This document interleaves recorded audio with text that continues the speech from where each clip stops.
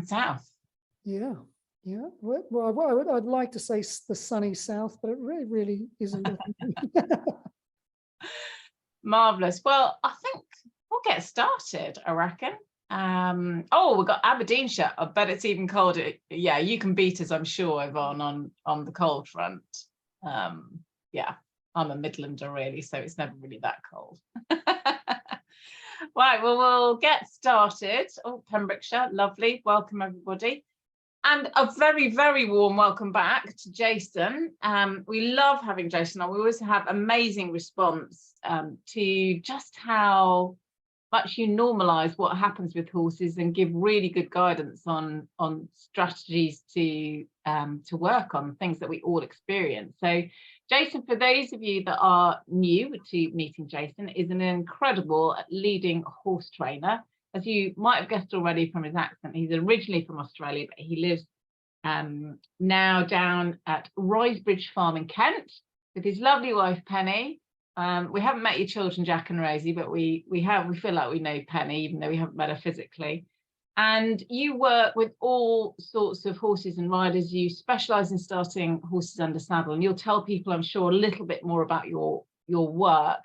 And you've got a wonderful membership as well, where people can learn online with you, as well as you do lots and lots of demos. You've done some recently, haven't you? So do tell people a bit more about you, and let's hear about your guidance and advice about negotiating obstacles with our wonderful horses.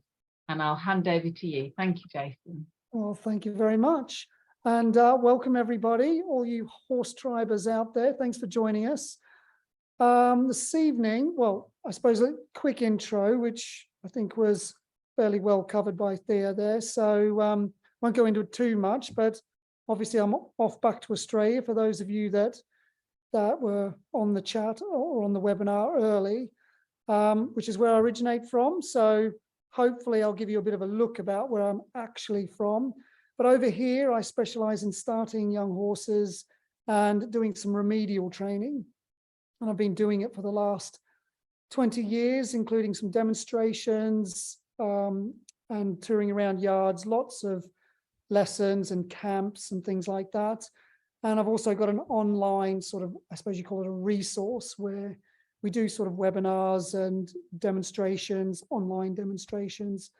And we basically got a big sort of resource where you can sort of tap in and find out if you're having a trouble, or if you just want to progress through with your horse at the foundation level. There's all the information you need for that. So that's where I'm sort of at the moment. I have a real passion for teaching. I've been doing that since I've been with the horses in this country, and I do compete as well. I compete with a very small sport called polocrosse, and done a little bit of polo. Dabbled in some dressage in my time, although only in a small way. But I've done one of these webinars with you guys before, and it was along similar lines to negotiating obstacles. I think it was spooking and hacking or that sort of thing. And you know, I sort of put out what you would want to hear about this time, and it came to negotiating obstacles. So I suppose there is an element of spooking and those sort of resistances that you come across when a horse sees an obstacle that they don't want to, you know, negotiate, shall we say. So it's how do we do this? And in my years of training horses, I've come up with a bit of a process to sort of doing that. So before we go into the process, I think it's worth looking at what drives a horse's behavior. And of course, we know it's flight, fight, the two sort of resistances that we come across. And the thing that sort of combats those two is curiosity. So we're always looking to encourage curiosity when we're dealing with obstacles. And I suppose before we can negotiate obstacles and manage these natural instincts, we first have to have some key sort of guidance for our horses. And so they've got to understand a forward cue, and I suppose that comes from the clarity in how we deliver that forward cue. So if we want to move from a position of fight or flight, and we want our horse to step forward, part of that is, as I mentioned, getting your horse to become curious. You will find when you're sort of asking your horse to step into the unknown, which is what some obstacles are to a horse, they're an unknown, and therefore they're a potential threat. I mean, being a fight or flight animal, that's what horses want to do. If they see an unknown, they prefer to be cautious first before they start to become curious. And you need to find the right energy levels to get them to take that step into the unknown, which we will come on to a little bit later. And as I said, when you're teaching this, it's the timing of when you ask and recognizing when your horse tries or gives you a positive response, and then what you do when they do that. So I think they're the key things to really understand before we start our process. And I've got a few nice little photos here to sort of demonstrate. So an obstacle that I put all the young horses that come through my yard and go through my training process. Once they get to a certain level, sort of 3, maybe 4 weeks in, I'll take them down to my little puddle down there, or my little water jump, although it's more just a puddle. But there it is there, and I ask them to go through. So when I'm asking a horse to go through, one of the first instincts that will come to them, as I spoke about, is flight. And they'll want to sort of avoid going through the water. And they'll generally do this by going either to the left or to the right. And you can see here with me, I'm asking my horse to go forward. And I think what my horse has done is gone to the right. And you can see I have my left hand open and just correcting that step. So a right and left step would be trying to go around it. And I want to encourage a horse, and which is a version of flight. Now, obviously, when a horse gets flighty, there's that tendency to want to spin. And I know that's a real thing for a lot of people. When their horse gets anxious or gets flighty, the worry that they're going to spin or rear. So if your horse spins, you can see how wide my hand is, and I'm predominantly using, I would say I'll be using very little of the right rein, and I'm using a lot of the left rein in this instance, in this photo. And what that does with your horse when you're using one rein to direct your horse is it makes them a bit wobbly, but always gives your horse an option. If you use two hands too much, then what your horse can do is brace, and they stiffen their neck. And with that, they're much harder to turn left or right. So if you sort of get nervous and you clamp on your horse stiffens their neck. When they spin, they're very difficult to straighten, even with one rein, because their neck is locked. So if you can use one rein in a flighty situation, then that is key to keeping your horse having an option, and therefore not getting too blocked. And the other responses that can happen, flight responses that can happen, is your horse may, and I think we might move on. I think the next one is flight. Oh no, not quite. So we're using flight and fight in the same situation. So if your horse runs out of options and you close down both your hands and you're adding energy, then your horse can't feel it. It feels like it's blocked. It can't go forward. There's an obstacle in front of it. You're not allowing it to go left and right. So what they tend to do is, as I said, spin away, or they'll start going backwards. Is an option that some horses come across when they come to an obstacle, or they may even lift off the ground and try and jump backwards out of it or rear. And as I say, a lot of the time that does come from a stiffness in the neck, and that stiffness, it does predominantly come from tension, but it is exacerbated by by using two hands together and locking down on your horse. So be really aware that you're able to negotiate by bending your horse's neck, particularly when they're in a slight flight state or fight. They've sort of said no. Yes, okay, so hope that sort of makes sense there. The second part, once you've managed to, and this is really important to understand, your horse, when they go through a flight phase or a fight phase, they'll try their options because to a horse, they're seemingly easier. And if you can negotiate, and I tend to, if there's energy, you don't need to use your leg. You just need to direct your horse until they're standing looking in the direction of the obstacle. And you can just relax there because they've gone, I don't want to do this. I don't want to do this.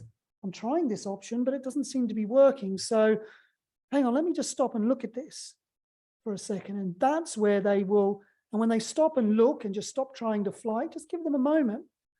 The horse comes back into a more rational sort of way of thinking and a more receptive to your cues.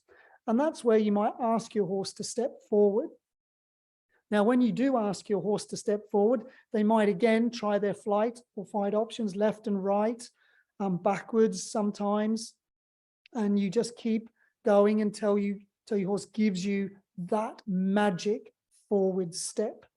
And I have to be really, really, can't stress enough that a forward step is only a step. So if you're riding along left, right, and you get a sudden shuffle forward, at that point, I would stop again. Take that breath, relax for a second, because sometimes you can be going for a minute or two dealing with this. No, can't do it. I can't possibly try this. And then suddenly your horse will give you a positive response. At that point, you need a break. Your horse needs a break. And then what happens? You get that flip from fight or flight to, okay, my options of going around or avoiding this obstacle don't seem to be working. So what is it that I may have to negotiate? And that's where you get curiosity starts to kick in. And one of the first things a horse does, as you can see in this photo, is they'll start to investigate.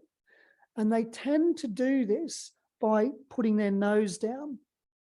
And at this stage of negotiating obstacles, be very, very careful not to get in the way of that sort of desire to want to become curious or look. You can see my hand is really soft and I've let the reins go for them to have a look. And this is really important that you do this. If you hold on too tight, then the horse isn't able to put their nose down and have a look at what they're about to step on or step through. Now I say this, you can see my reins are quite loose and I look quite relaxed. The horse is investigating in a perfect sense, but it isn't always what happens when you're asking a horse to negotiate an obstacle. Sometimes a horse will go down and they'll touch the obstacle with their nose and their perception isn't always great. They might even bump it with their nose and give themselves a little bit of a fright.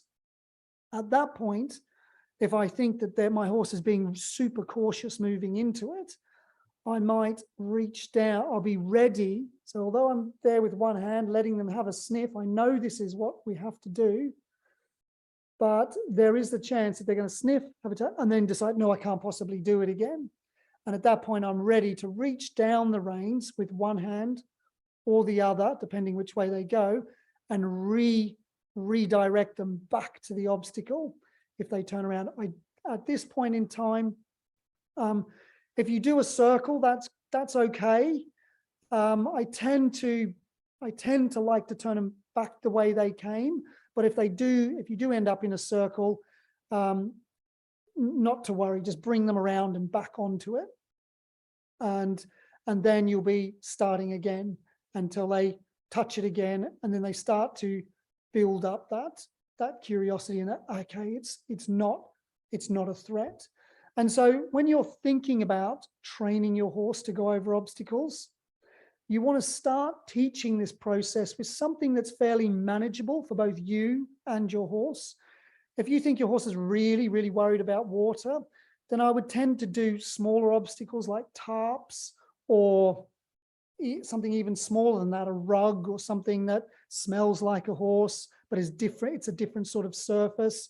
And get yourself familiar with going through this process with things that are, more receptive for your horse, but maybe still slightly challenging. So I would say do that. So I've also got investigation here. So you can see this horse being, this is Bubbles, I think, being very curious. But some horses will investigate. And when they investigate, horses can sometimes pour the water. So sometimes it can be quite angry, and you think, oh, that's enough of that. But I find more often than not, and you can imagine yourself, when you're faced with this obstacle, you want to sort of touch it and check it. And I see horses with their mouths, particularly with water, they'll sort of drink or splash about in it with their nose, pour it. And this is all part of investigating whatever it might be. And again, if your horse has a tendency to pour things, then think about the obstacles that you're going to use, because obviously if they pour something that's going to be pulled under their feet, then that might, worry them a little bit, and therefore, it's going to take a little bit longer because they get a bit of a fright if they pull it back towards them. But it is a normal thing for a horse to do, is what I'm saying. So don't if you feel like you don't want them to do that, then maybe redirect them or just ask for another forward step. But try to avoid reprimanding them or stopping them from doing it. Just try and take that energy and use it more positively. Okay, so that's curiosity and investigation. And I will say that in my experience, all horses go through this process. I haven't had a horse that hasn't. I mean, there's been varying degrees of each of these processes, but just about every horse I've ever trained to go over this water in particular, and any other obstacle, will go through these phases. And the next part, once they become curious and you're asking them forward and they're starting to think, actually, this is my route through this obstacle or over this obstacle. I've tried left, I've tried right, I've tried to go backwards, I've tried standing still. None of it seems to be comfortable. The only thing that makes me feel comfortable is when I step forward. And now they're stepping forward and they're starting to touch, investigate. The next thing they're going to do is just glance over where they might be going. So you'll see, and that, I mean, when you say it the way I'm saying it, it makes perfect sense. It's exactly what we would do with something we were worried about crossing. You suddenly look, well, where am I going to go? Okay, I'm going over there, but I've got to go over this. And then you can see the horse pairing the two together. And then you get them taking the next step. So when they do become brave, and it is bravery, remember, when you're asking a horse to go over an obstacle, it's quite a big deal for them, because they're taking their life in, or they're putting their life in your hands. To them, this is dangerous, what you're asking me to do. And this is why negotiating obstacles for me is a huge part of building confidence, because you can imagine what your horse starts to think when you can see this initial photo, Bubbles jumping over, the next photo, Bubbles is walking through. The first photo, Bubbles is probably thinking, well, this is it. I've seen where I've got to go, and I'm just going to get across here. Takes the leap over. And you can imagine the confidence that Bubbles is starting to feel when, after a few repetitions, walks through the water and goes, well, I just can't believe this. I'm actually walking through this water. It's fine. And, my rider helped me to manage this, got me through this. So you can see how this is a real sort of bonding experience, or it can be if you understand the processes, the horse's behavior or natural behaviors, and you're able to persevere. So just a bit more on these photos.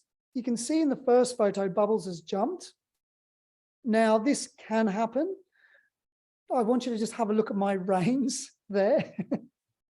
So they're really quite loose. So Bubbles has obviously had his head down and then sort of got brave and opted to sort of just jump over.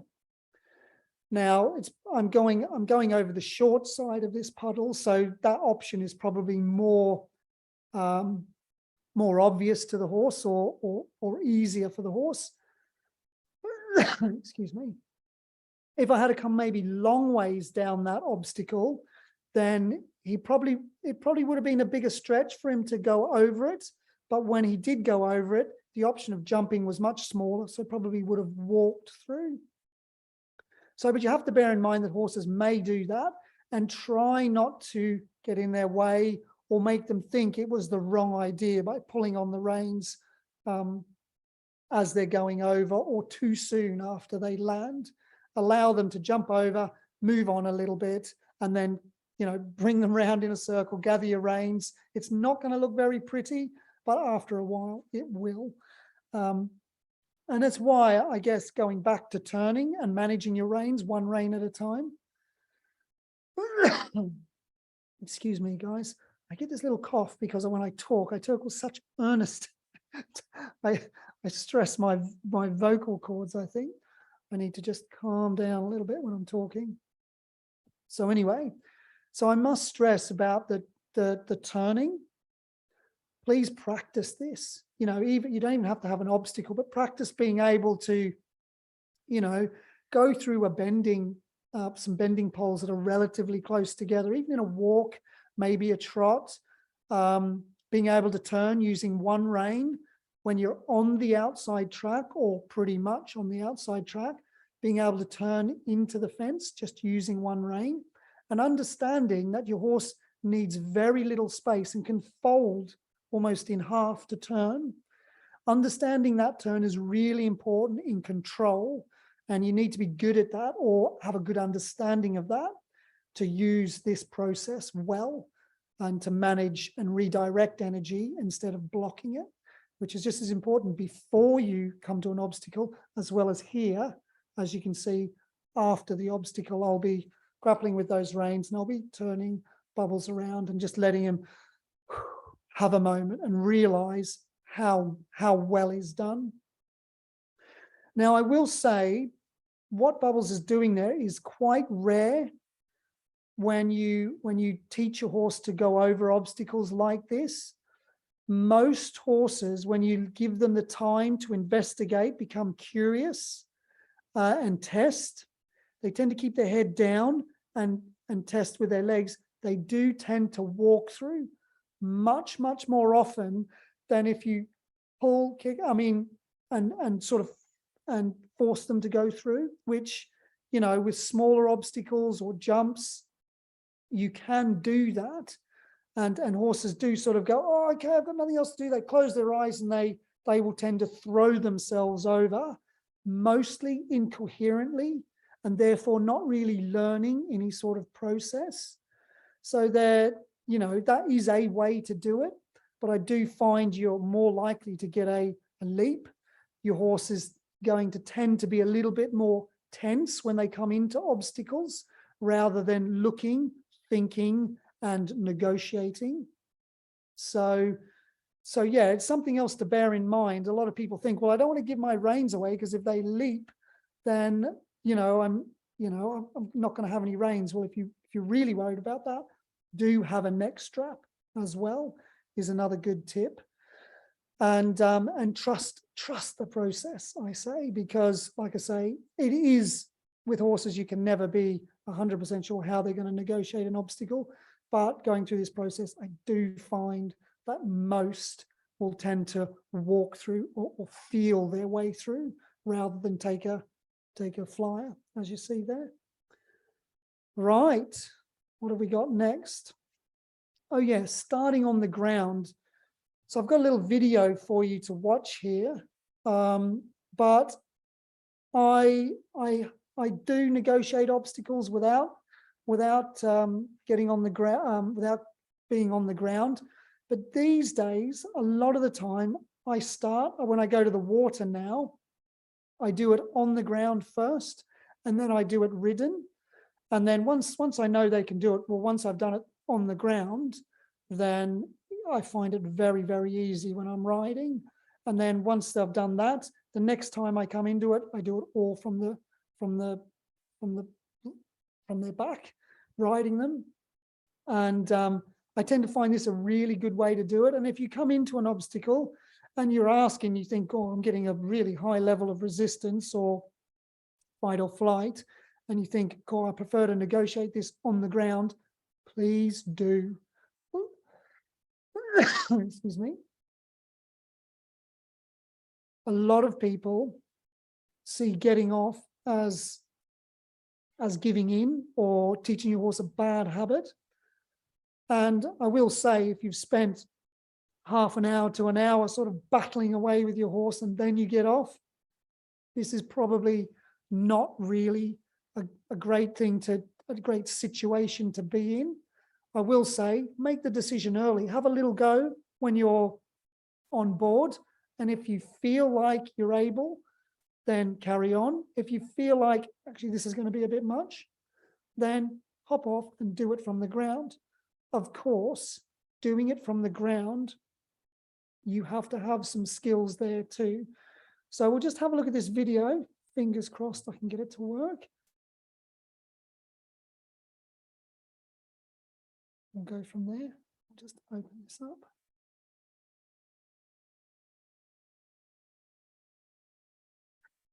Okay, so she may walk straight over this, but this is going to be her first challenge.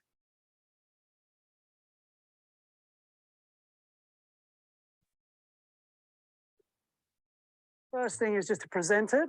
Now, I don't want to have to walk through this water, so I want her to choose to go through it. So first thing is keep her head straight. Now, see, I've got the whip here.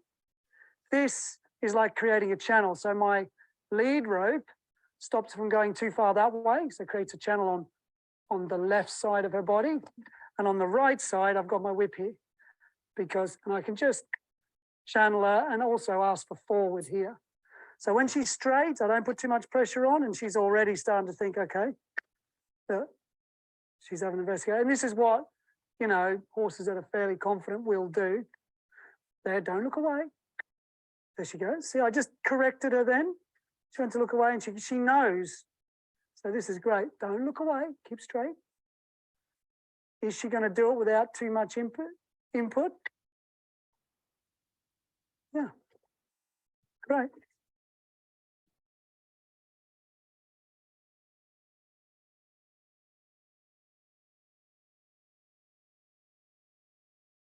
See what I did then, Lily? When she sort of started to get a bit bargy, I just used this to block her.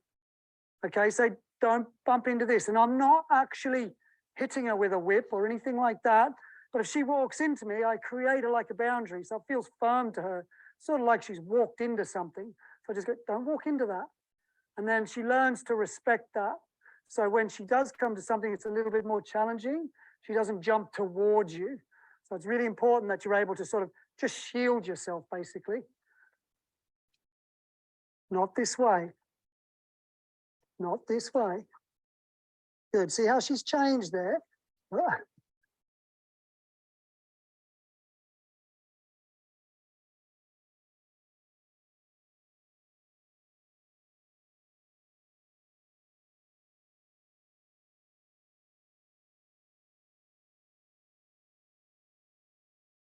She's looking out. That's what I want. She's looking out this way. I really want her to look down. There she goes. Attention. And I'm saying the same thing to her. Look, she's really positive about this already. And I have to be a bit careful because it's quite narrow to keep out of her way.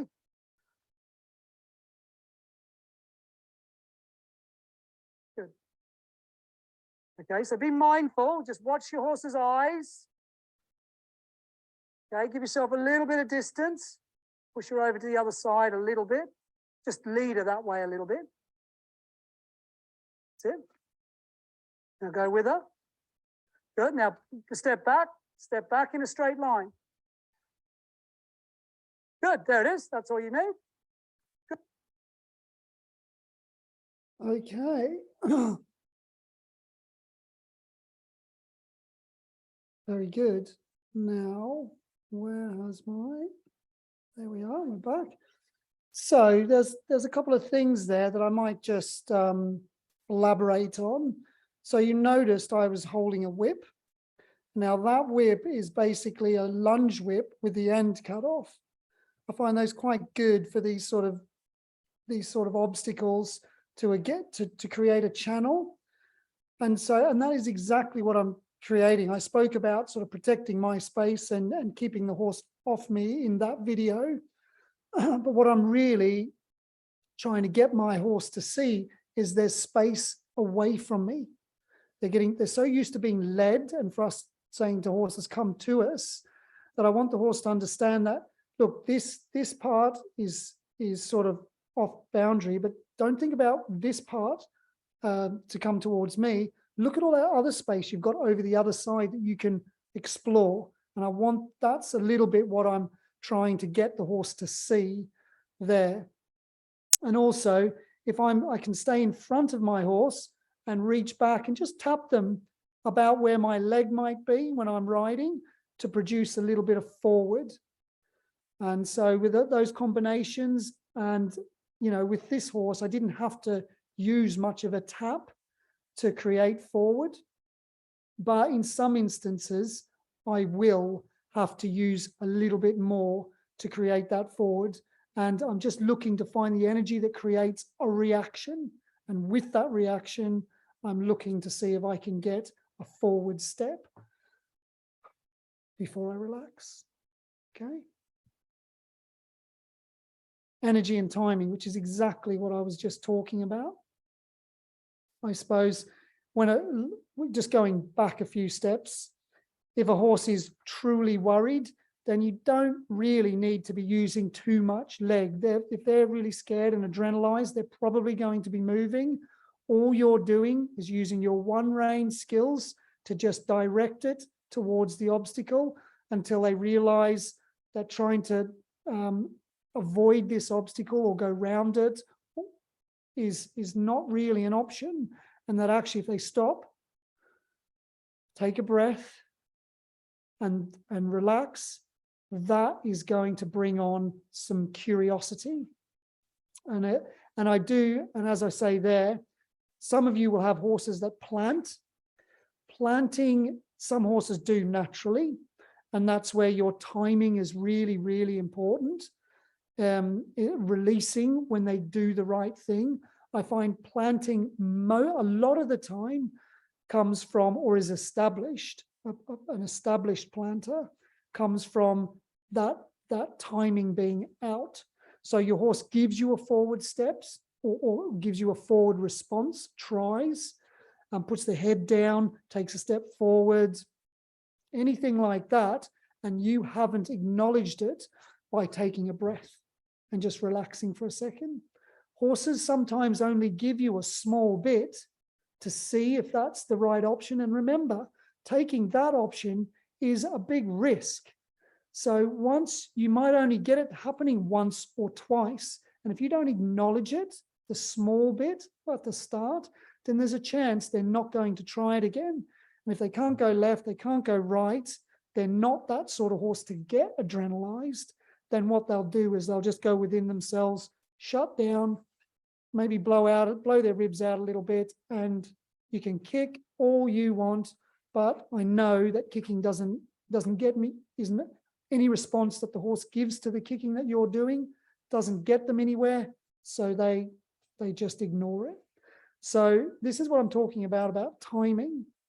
And I suppose sometimes when you get a horse that's naturally stoppy or plants, but doesn't really know the leg that well, which I get a lot with the young horses, then for me, it's finding the right amount of energy to use. So when I'm on the ground or when I'm riding and I'm putting energy in, the first thing I look at is the eyes. So I'll ask if a horse is generally looking at an obstacle, then you're just sort of offering out with your lead hand. So I have my hand out, so saying, yeah, that's the way to go. And with my other hand, I'll be sort of I might just be gesturing, not even touching my horse as I was in the previous video. But if they're not responding, or if I see in their eyes that they're starting to go, do you know what, I'm looking at this and now, no, and they start looking off. Excuse me. You have to bear with me with that. I've went and got a little bit of water in the break.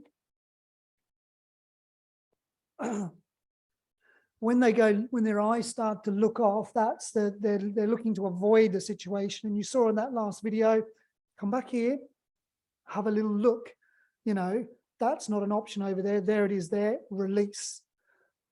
And that's important with the reins as well. I have to say that when you bring your horse back and they're standing, observing the obstacle, then make sure you relax your rein contact. And when you correct your horse from going to the left or right, when they're in the center, there's a moment of, look, see, told you it's fine here. So yeah, and then you might see, so you can, that's sort of an avoidance. Other horses that are a bit, you know, just not going to move, you see their eyes start to close and they just go, and they're not really thinking or not trying. And at that point, I would want to add some more energy. So I start tapping, and I use taps rhythmically. And I'll touch them by the leg, tap, tap, tap, and I'll use voice. So try not to stress my voice too much. But this is how it would be if I'm using an audio. I would use the same in a physical sense. So I might start with a tap, tap, tap, tap, tap, tap, tap. And at some point, as I start to bring that energy level up with the tap, as I did with my voice, I'll see my horse go from, I'm not really interested, or eyes slightly closed, to the eyes will open again. And at that point, when I see the eyes open and the head come up, I've got to the point where they're going to move. Now, they may not move the right way, and that's fine. What I don't want to do at that stage is add more energy, because I can see they're back in the room thinking to themselves, what am I going to do with this? And at that point, you're giving them a choice, and they're either going to step forward, in which case everything goes down, but more often than not, they'll try their avoidance tactics again. So at that point, I would carry on tapping. I might even reduce the tap a little bit, but it will stay there, and I'll be watching their feet. And this is something else that I am constantly, particularly on the ground. When I'm on board, I have to feel it a little bit, but on the ground, I'll be watching their feet. The moment I see a forward step, I instantly stop, take a breath, regather, and just let them keep their head straight. And that is something else that's really important. If they get looking around too much, that looking over there becomes more of an option.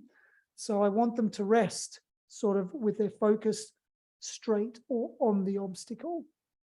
But that's what I'm talking about, the use of energy. And I've got a really good demonstration here of my daughter riding her young horse. And I sort of thought that my daughter Rosie never really listens to me. But this video shows that she does take it in, although she doesn't acknowledge it. She obviously does. So I thought this was a good demonstration of a ridden negotiating a water obstacle again.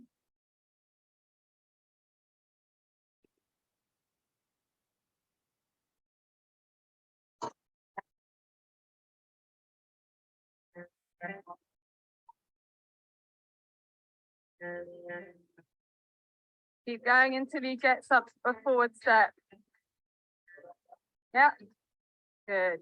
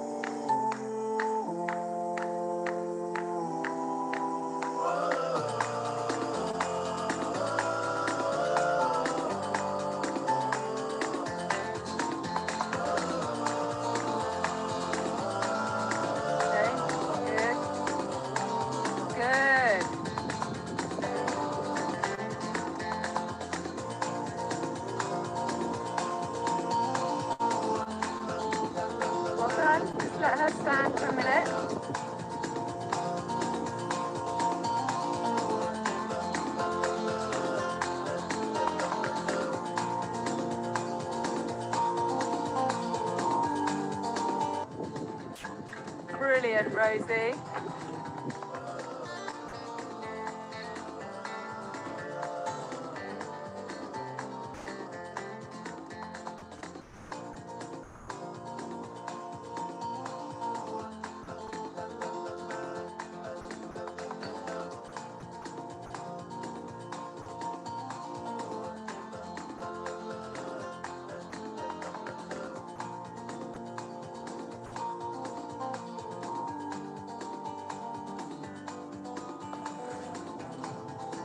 Great, Rosie.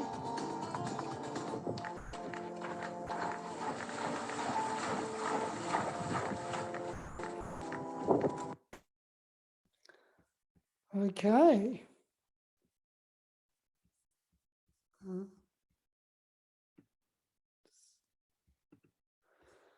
So there you go. There was a, it's one of those videos you could probably watch back again and you'll see all the things I've been talking about in that video.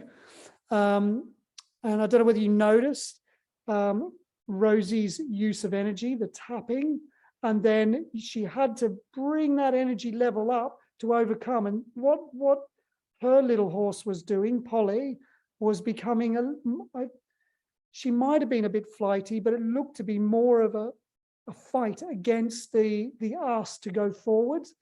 And Rosie lifted up and she ended up giving her a bit more of a tap to go forward.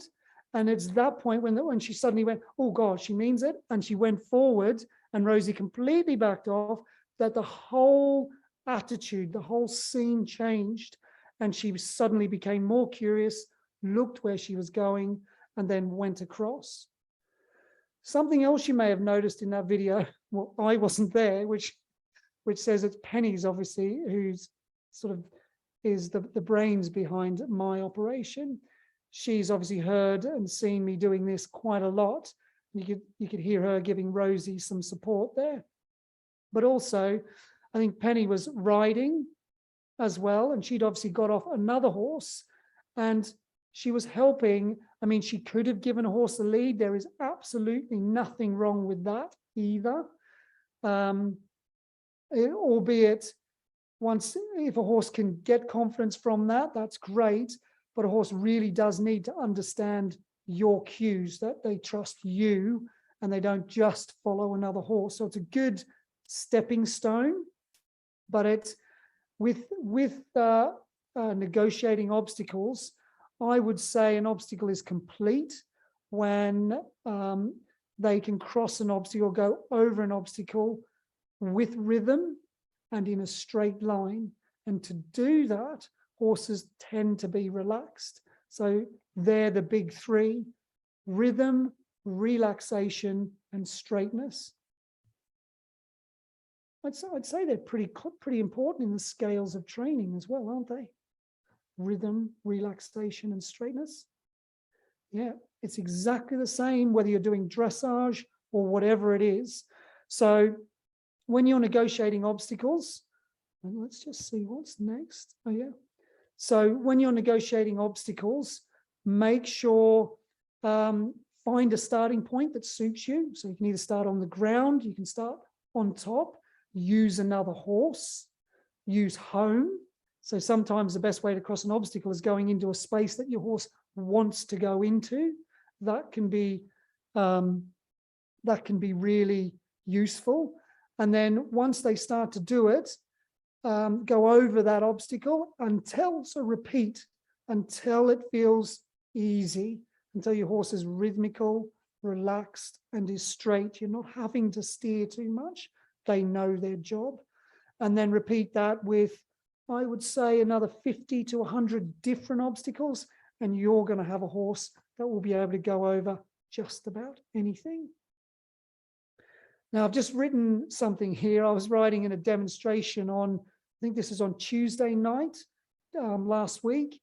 We did a foundation to specialization demonstration with Ben Franklin, the dressage rider, and I rode Diva here. I think she was 2 weeks into a training at the start of last week, and when I say training, she'd just been started. And I took her this demonstration. She's a very amenable horse. Took her this demonstration, and she's a very curious character, which is what drew me to her a little bit anyway. And here you can see she's a lot of horses will be spooked by a mirror, whereas she actually took me over to the mirror. Now, I didn't particularly want to go to the mirror, but it was a positive thing that she was doing. So I didn't want to make a problem of it. And you can see there, horses don't have a problem generally until you make it one. Even if they make a mistake, have a little spook, do whatever, it's what you do that really counts. So there we are, everybody. Got to the end. We'll take some questions. I think I'll just stop this. Wonderful, fantastic. Some incredible visuals as well to bring this to life again. And just to remind you, everybody, while we kick off the questions, if you use the Q&A section at the bottom, you can type away your questions. Think about what's relevant and important for you and your horse, what you've experienced, and if there's something perhaps you want Jason just to reiterate again that would help you, pop that in the Q&A there, because we're all about helping you try something as soon as possible. It'd be great to feel that you can all have a go at something this weekend or later this week with your horse that makes a positive difference. Oh, there we go. Daniela is kicking us off. So Daniela, do you have any advice on passing animals, sheep, pigs, etc.? Yeah. So yeah, they are quite scary officers. What I would say is if a horse is worried about other animals, then they can be really worried about it, in my experience. So I would say it's a case of finding where they're sort of maybe noticing the animals, but you don't want to be right there, with an animal suddenly, because that can create a real stress, and they don't forget that. And it does say, I tend to find with those, I've had a couple of horses that have been sent to me or been asked to be sent to me to manage with pigs. And I've just said to them, I can't really help. But what I will say is, if you can find somewhere where your horse can be moderately exposed, even in a field, sort of 2 fields away where the pigs might appear and that sort of thing, they're with a horse that's quiet, I find that the easiest way.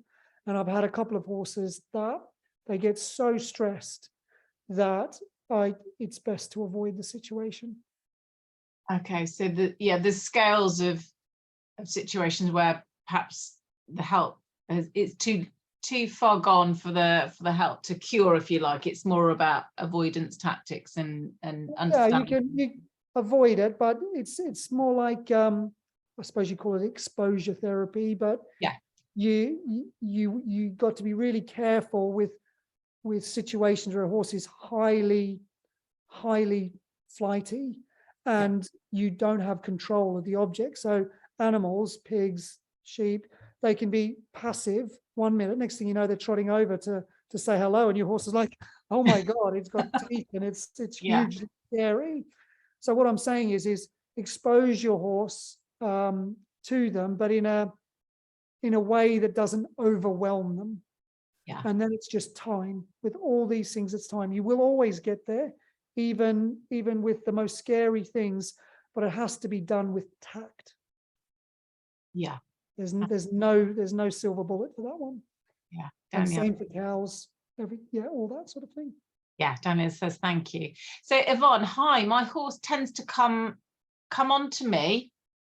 I presume that means like leaning onto me, or come towards me when leading, when she's uncertain and anxious. How should I deal with this?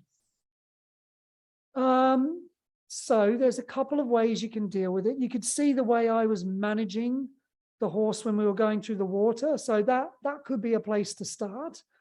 And I think I like to, if you're in by the shoulder, you notice when I was doing those obstacles, I was up in front of my horse and I'm trying to guide the horse's head.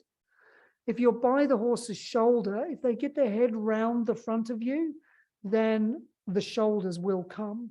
So I tend to do a lot of my work up, because if the head comes towards me, I can redirect it away from me, and therefore the rest of the body will be stopped and will look to go that way as well. That's in a situation where, you know, I have to sort of do that. Another thing to do is to teach your horse to look at you. So this might sound a bit strange, but it involves controlling the hind legs. So with a horse that's a bit worried, if you try and walk to the other side of the horse, they'll either tend to walk. I'm just trying to think of an easy way to explain this. So, okay, a horse that's trained to sort of stop and look at you here in front of you, with not look past you or around you, look at you, and you can teach them to relax there. They start to find this place comfortable.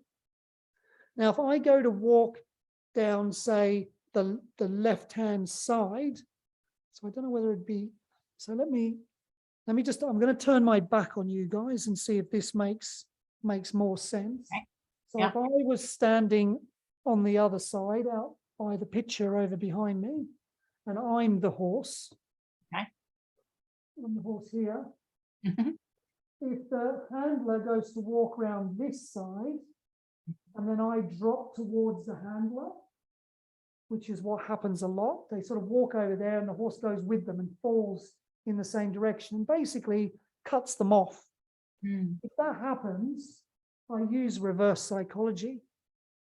So what I'll do is, instead of trying to wrestle my horse, I look to control my horse's hind legs. I say, you're falling that way and you're leaving this side of your body off balance. So what I'm going to do is I'm going to push this side, I'm going to tap this side and flick your back end around and straighten you back up so you're looking at me again.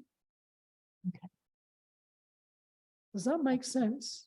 Yeah. So instead of focusing on the front that's moving towards you, you move the back so that they straighten away again. Yeah. Exactly. So they straighten from the hind end, Yeah. not from the front. And that puts a completely, it's a much more powerful maneuver in terms of gaining respect. But what it also does is creates balance. So if you repeat this enough, so if my horse, if I move this way, my horse falls this way, and I correct them by moving them back up like this. If I repeat that 3 or 4 times, I will guarantee you that the next time you go to walk this way, your horse will be more inclined to stay straight and let you go down that way without going that way, because then the anticipation is gone and they want you to walk that side. They want you down that side, so they're going to keep you away from the other side, and that sort of creates a balance. So personal space and stopping your horse's shoulder from running into you starts with the hind end moving around first, because when the hind end's moving around, the shoulder actually becomes more stationary in the beginning, and then you can actually start to teach the shoulder to move away, which is a little bit more advanced.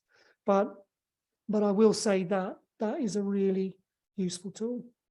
Brilliant, thank you. I'm sure that answered Yvonne's question. And Beverly emailed us before, and you touched on elements of this, but let's just make sure we got Beverly. I think I'm not sure if she's watching now. She may be watching on catch up, which is why she's emailed the question in. What do I do if the horse stops, spins and runs? So that comes down to that one rein control stuff that I'm talking about. And you know, you put your horse in a situation where they have no option. And if it is a case that you've overfaced your horse, then this can be a result. But to manage it, you need to have practiced controlling your horse with one rein. And to explain why control with one rein is so important is because when you bend your horse, so if you can use one rein, it bends your horse. You're not saying stop. You're just saying, look, that's the direction you can go now. And what your horse will have to do when you bend the head like that is move their hind end around to negotiate that turn. And therein lies the secret to dealing with flight and fight, or pushiness, is that hind end. So that turn, once you've practiced it, and it does take a bit of practice, as I said in the webinar, earlier in the webinar, practicing being able to go from a trot down the long side, turn into the fence and go back the way, just using your outside rein. It seems like you can't do it because there's a fence there, but actually your horse bends, so they haven't gone into the fence because the head's bent. And then what happens is the hind legs go around because they recognize there's a fence there, and they're able to negotiate that space by moving another part of their body. And that opens up all sorts of doors for managing flight, i.e. my horse turns and goes to spin to the right, then I'll grab my left rein and turn them back. And now they might sort of fall through the shoulder for a second because momentum's taken that way. But going that way now with the head bent is really difficult. And then when they take the option to bring their hind legs around and face whatever they were running from, then their body is straight, so that feels more comfortable. You've stopped with any pressure on the mouth, so that feels more comfortable. And so this place facing that obstacle is now desirable, or more desirable than going back there where I was in this uncomfortable bend, I had pressure on my mouth, and so the desire to spin starts to reduce, and therefore the speed and the reaction of that starts to become more and more manageable. Yeah, and it's interesting because running can be full pelt, but it can also be, I've noticed with my horse, and I really would encourage everybody to go back and watch Jason's previous webinars, because I've absolutely put into practice some of the principles that you talked about, the turn on the fore and the control. Yeah. My horse plants, and if I apply pressure, he says, okay, I'll give you energy, I'll go backwards. And he's not running, he just goes backwards, or he goes up in the air. And I use both of those techniques just to control that a bit more and give him, okay, you want to move, let's go round in a circle, let's move to the side. And then eventually he's like, oh, okay, this is so much more hard work than just being curious. Yeah. Exactly. And remember, when a horse is going backwards and you're tapping, it's important to keep that tap on. Yeah. Because if they start going backwards and then you start to worry, you go, oh God, and everything comes off, the horse might stop, and then they go, well, that works. Yeah, I trained mum to stop tapping. Yeah, stop tapping when I go backwards. So as I say, and that's where you find that balance. You don't add too much, otherwise you create these problems of, really fast going backwards or rearing or stuff like that. You've got to have it there so they're still thinking, I need to stop you from doing that and step forward. That's the answer. There's keep asking question, guys. If there's a situation you want to share and you want Jason's view on it. I was wondering, as you were talking about the horse that not necessarily plants but stops and is perhaps thinking about the situation, and I guess there's a balance, isn't there, between giving them some time to think. Perhaps they aren't moving in particular any direction, and they're sort of, there's a balance between being curious and refusing to move. Yeah, go on. Yeah, would you give them a bit of time to think? Yeah, always give them a bit of time, but it's the eye. It's the position of the head. How I was talking about in the webinar, when a horse is sort of, curious and looking, they've got that sort of open eye, the head's down, they're sort of directed at the obstacle or the object, or thinking about stepping forward, even if there's nothing there, if they're just planted. If they don't want to go forward, or their sort of head comes backing up, and they you can almost feel their eyes sort of wonder where my options are, and they're just not even engaged in that step forward. And that's the first thing that I will say to people to sort of recognize in your horse, is that moment where they sort of almost, sometimes not even a step forward, they just stop looking back here and just look forward. If you go through those processes that I was talking about, each of those processes, there's a positive thing to be looking out for. The more practiced you are at spotting those, the more success you'll have with getting a forward stamp. Wonderful. Well, it looks like everyone's got loads from your really well written slides and the messages. So you've given them an awful lot to go away and practice, which is wonderful. And remember, everybody, you can watch this again, and the recording should be out by Friday. And you'll be able to go back and watch short sections if you want to remind yourself before you go out on a hack, and perhaps you're going to go past something that you find a little bit difficult. So Jason, maybe, oh, hang on, we've got a question that's come in. There we go, I've inspired someone. Don't the ears tell us where their focus is as well from email? Yes, you're exactly right. The ears and eyes are connected. Yeah. So if the ear goes off over there, then there's a fair chance that there's an eye gone that way as well. They're looking that way. So yeah, really, really good point. That is very true. Yeah, if their head's up and their ears are back, then they're probably not thinking forward. Yeah. Yeah, very good point. Very Yeah. good point. So Jason, do share your slides again and tell people how they can get in touch with you and if any ways that they can interact with you coming up. Do I have any? I'm not sure I have any. I think I dropped one to Penny. I'm not sure whether she dropped it in for you with your contact details on.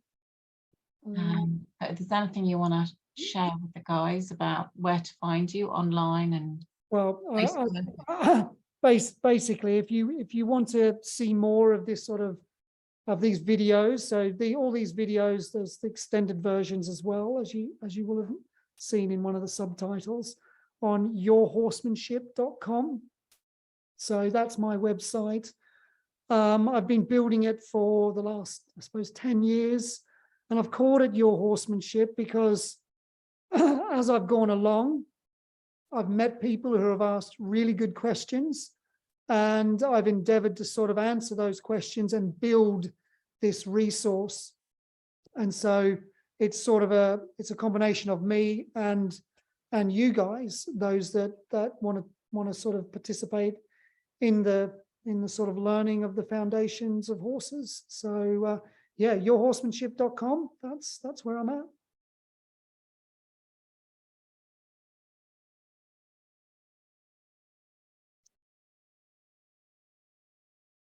Oh, there it is there. Well done there.